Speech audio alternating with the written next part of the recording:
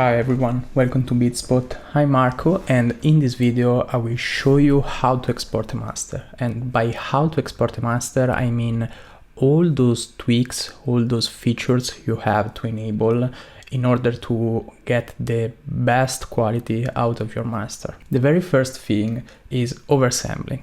Oversampling is a process that happens inside all the plugins that feature it, and it basically turns up the sample rate in order to be more accurate, deliver a better quality, and then once the processing is applied, the plugin itself downsamples it to the original sample rate. Let's see in this session. I have standard clip, have Pro MB, I have Pro C, and you can see it here.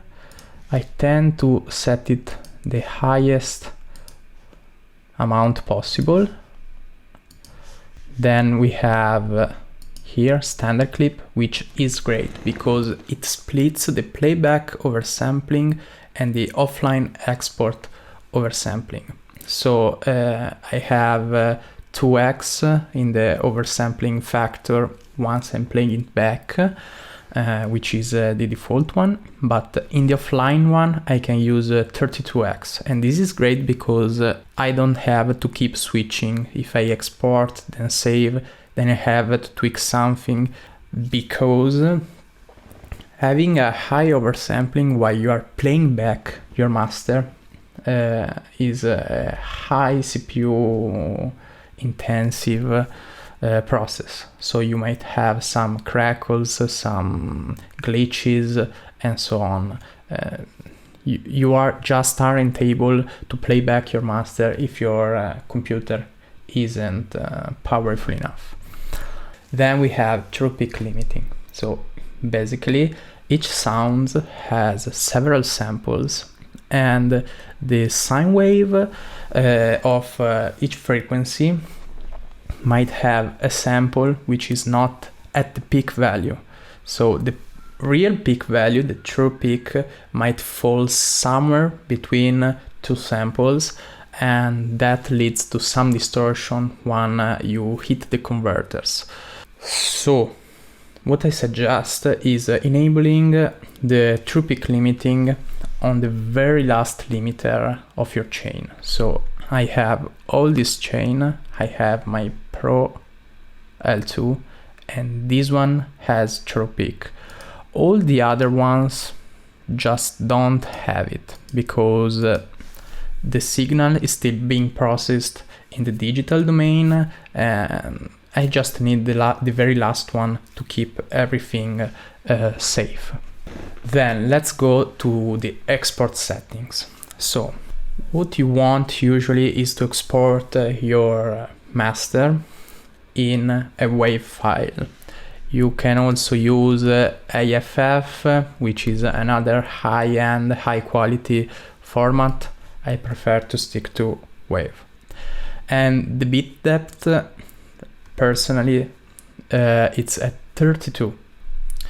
Because I have to do some more stuff later. So this is not the very final export. We will do some more things later, and I will show you in the next minutes. So let's take the exported file and import it into RX7. So this is the file, and I have some gaps at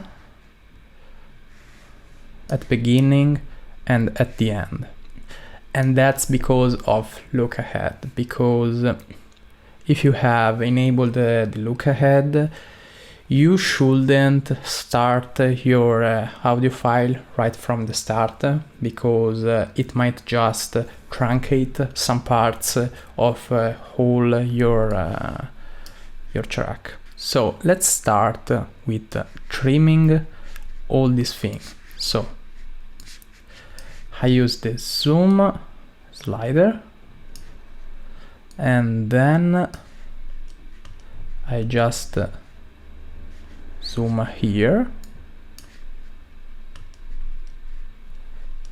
and here we can see our file. So I just want to take a zero crossing point. So we have, as you can see, this snap enabled.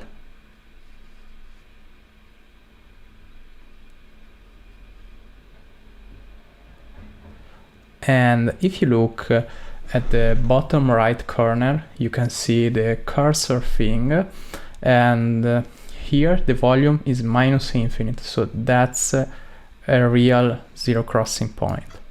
This is a bit tricky because the zoom is so high that I have to zoom out multiple times. So I do right click, cut. Now let's do the same thing on the outro.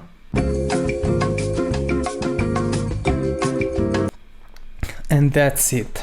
So now let's pass to the actual dithering. So let's look here. We have to look at delivery, dither, and I tend to use a new bit depth at 16-bit because that's the final resolution, the final bit depth you want. Noise shaping, moderate, dither amount, normal, and so on. That's the very basic thing. And then I hit render. Let's go to gain, and here you can choose the headroom you want. I left the limiter in the project at 0 dB through peak, and I left it like that because I'm adding the headroom now. So this track, for example, is really loud for Spotify. It's -7 integrated, so I have to hit -2 dB through peak, so -2. Then I hit render, and as you can see,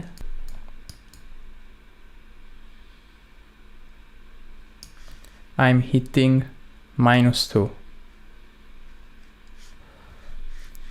So now we are at the final step, which is exporting, and we just have to go here, file, export, and here we have all the formats and all the options we need to export a file. At this point, going through all the settings for all the purposes will take too long, and it wouldn't cover all the needs of all the people that might be watching this video. So I highly recommend searching for the best settings for your needs.